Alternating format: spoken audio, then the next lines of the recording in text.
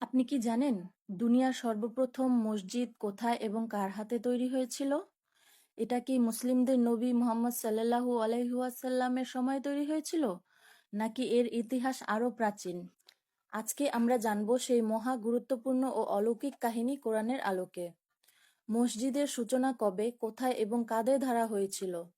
আসসালামু আলাইকুম রহমতুল্লাহ। আজকের আলোচনার বিষয় পৃথিবীর সর্বপ্রথম মসজিদ। আল্লাহ সুবহানাল্লাহু তাআলা পবিত্র কোরআনে ইরশাদ করেছেন, নিশ্চয়ই সর্বপ্রথম ঘর বা মানবজাতির জন্য স্থাপন করা হয়েছে, তা হলো মক্কার বাক্কা নগরীতে, যা বরকতময় ও সমগ্র জগৎবাসীর জন্য হেদায়েত। সূরা আলে ইমরান আয়াত ৯৬।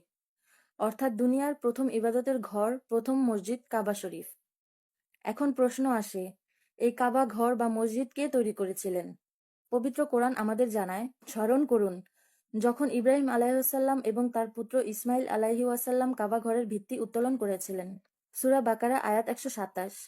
অর্থাৎ কাবা ঘর প্রথম পুনর্নির্মাণ করেছিলেন হযরত ইব্রাহিম আলাইহি ওয়াসাল্লাম ও ইসমাইল আলাইহি ওয়াসাল্লাম। তবে হাদিস ও কোরআনের ইঙ্গিত অনুযায়ী প্রথম কাঠামোটি আদম আলাইহি ওয়াসাল্লাম এর সময় স্থাপন হয়েছিল। পরে তা ধ্বংস হয়ে গেলে ইব্রাহিম আলাইহি ওয়াসাল্লাম আল্লাহর নির্দেশে পুনরায় তা নির্মাণ করেন।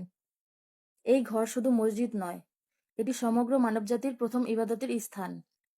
কাবা শরীফ শুধু মুসলিমদের কিবলা নয়, এটি এমন একটি পবিত্র স্থান যেখানে ফেরেশতারা, নবী রাসূলেরাও তাওয়াফ করেছেন। হাদিস শরীফে বলা হয়েছে, যে ব্যক্তি কাবা ঘরের দিকে একটি দৃষ্টিও দেয়, তার জন্য নেকি লেখা হয়। তিরমিজি হাদিস নং ৮৭৭। তাই মসজিদ শুধু নামাজের স্থান নয়, বরং এটি হেদায়েত, রহমত ও বরকতের চাবিকাঠি। অনেকেই জানতে চান, কাবার পর দ্বিতীয় মসজিদ কোনটি?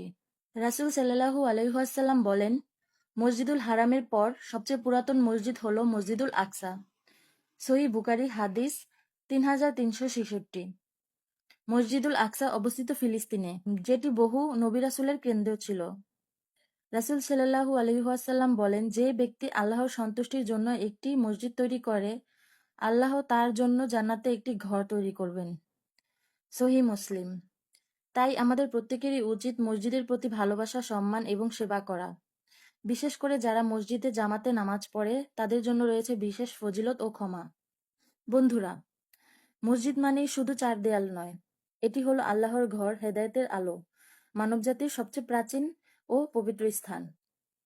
আমরা যেন মসজিদের প্রতি ভালোবাসা রাখি, নিয়মিত জামাতে নামাজ পড়ি, আর সম্ভব হলে মসজিদের নির্মাণে অংশ নেই। আজকের এই ভিডিও যদি আপনার উপকারে আসে তাহলে লাইক দিন, কমেন্টে জানিয়ে দিন আপনার ভাবনা, আর ইসলাম প্রচারে এই সুন্দর কাজে আমাদের সাথেই থাকুন। চ্যানেলটি সাবস্ক্রাইব করতে ভুলবেন না যেন পরবর্তী ইসলামিক ভিডিওগুলো পেতে পারেন দ্রুত। আসসালামু আলাইকুম রহমতুল্লাহি ওয়া বারাকাতুহু।